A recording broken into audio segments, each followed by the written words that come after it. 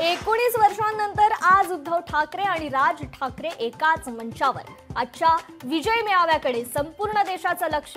हिंदीच्या मुद्द्यावर ठाकरी तोफा धडाडणार। पुणे आणि नाशिकमधील कार्यकर्ते मुंबईकडे रवाना। विजय मेळाव्यासाठी मनसे आणि शिवसैनिकांमध्ये उत्साह। मराठीसाठी एकत्र येणारे ठाकरे बंधू आता राजकीय दृष्ट्याही एकत्र येणार का याची उत्सुकता। आजच्या मेळाव्यात मोठी घोषणा होणार का याकडे संपूर्ण राज्याचं लक्ष। विजयी मेळाव्यानिमित्त नेत्यांचा उत्साह शिगेला। संदीप देशपांडेंचं खास टी शर्ट, आवाज मराठीचा आशयाचा टी शर्टवर मजकूर।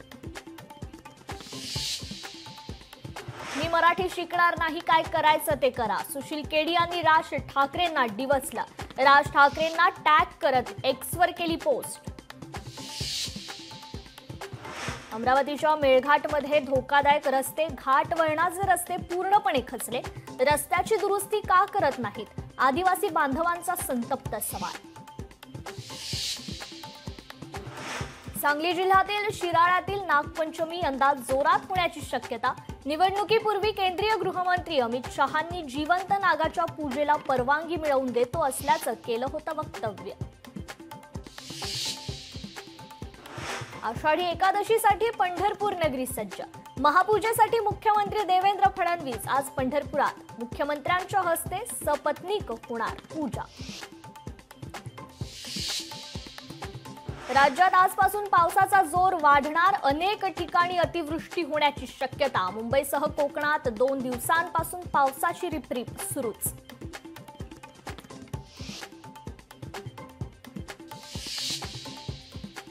पंतप्रधान मोदींचा त्रिनिदाद आणि टोबॅगोचा सर्वोच्च नागरी पुरस्कार देऊन सन्मान। 1999 नंतर त्रिनिदादला भेट देणारे मोदी पहिले पंतप्रधान।